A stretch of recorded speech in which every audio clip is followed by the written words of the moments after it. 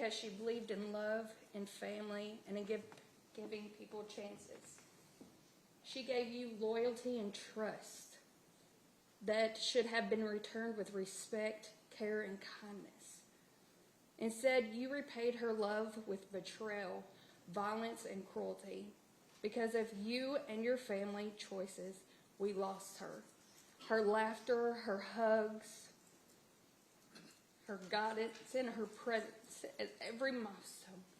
You stole birthdays and holidays and countless small everyday moments that made life beautiful. She missed out on Eli. Eli adored her. I remember how she taught me to be a strong person, even when life felt impossible. She taught us to fight for what we believed in, to never let anyone diminish our worth, and to care for the people we love.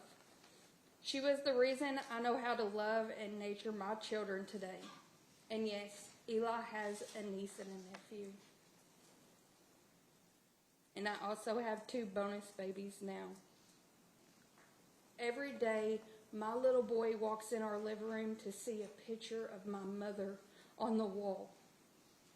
He don't even get to know her. He only gets to hear about her. But he knows that's his mom, Mama Crystal. Through me and through my kids, her spirit will live, and through my brothers and sisters as well. She continues to guide us, teach us, and remind us of what it means to love fully and fiercely. Your action left scars that will never fully heal. You took from us the person we loved the most and created a hole in our hearts that nothing can fill. 10 years have not dulled the pain and the anger. I hope you get life without parole. I hope that you slowly rot away in prison, because that is the only measure of justice left for your life that you stole. No punishment can bring her back, but it can ensure you never hurt anyone the way you hurt my mom and the way you hurt all of us. But hear me clearly, you did not win. Even though you hurt me in your own house and you didn't get charged with it, you did not win, because you're losing today. We carry her story on forever. We will honor her every day through our words, our actions, and our lives. She is not gone. She is everywhere.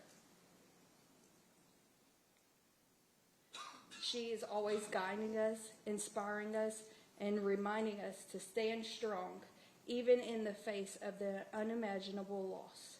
No matter how long you sit behind bars, she will always be greater than you. Her light will never dim. Always remember, you didn't win, and Eli will know the truth one day. And Joey, by the way, karma got you. You're in a chair. And that's all I got to say. Any questions? Okay, ma'am, you may step down. Any other witnesses? No, sir, Judge. I would just like to not acknowledge, and at the table is the 2 lead detectives on this case, Brian Luckett and Tony Harden with KSP. Yes, sir. Thank you. I could see Mr. Houck's counsel and the Commonwealth please at the bench.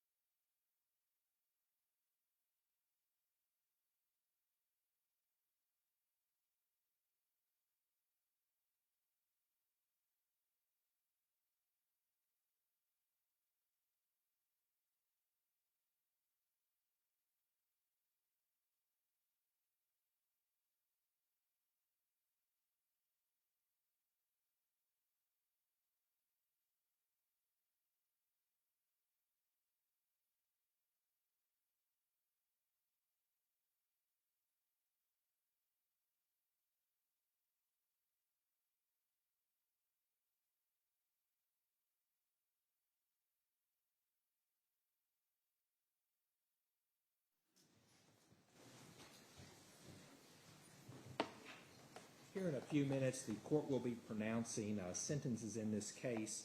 One thing I need to let everyone know is certainly Mr. Lawson, Mr. Houck, you all have a right to appeal to a higher court. Under Kentucky law, you have a right to a direct appeal to the Kentucky Supreme Court. I note that I have already received a request for informa pauperis for Mr. Lawson, and I will note that he is indigent and certainly qualifies for the assistance of a public defender at the Supreme Court level. So when I sign the judgment, I will also sign that request appointing DPA counsel to represent him. Okay. One of the things I have heard here today is numerous people ask that the defendant Houck be sentenced to life without parole. That's not an option in Kentucky law under this conviction. That is not something the court can do. Also, the jury had recommended a life sentence plus 5 years, and under Kentucky law, that's not allowed either. There's a case, Gobin versus Commonwealth, that says the most time someone can get is a life sentence in Kentucky. I have always followed jury recommendations. This is not something that only time I've rarely ever not followed a jury recommendation, but when it's contrary to Kentucky law, I have no choice not to follow that. Certainly, I have considered the request from counsel for a sentence less than the maximum of life. The court believes, based upon the circumstances of this case, that the jury's recommendation is appropriate. So at this time, it's the sentence of the court in regard to Mr. Lawson's case that he be confined in a penal institution, therein to remain for a period of 20 years upon his conviction to conspiracy to commit murder. It's a further order of this court that he be sentenced to 5 years for complicity to tampering with physical evidence. It's the further order of this court that sentence shall run consecutively for a total sentence of 25 years. In regard to Mr. Houck's case, it's the sentence of the court that he be confined in a penal institution, therein to remain for a period of life upon his conviction to murder, principal, or accomplice, and 5 years for complicity to tampering with physical evidence, with those sentences running concurrently for life, which is in accordance with Kentucky law. I will take the two matters under submission of those pending motions. I hope to have all the paperwork filed on Monday, and at that point the appeal process can begin.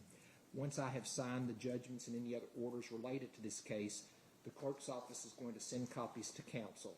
Does anybody have any questions before we conclude today? Anybody? No questions? All right.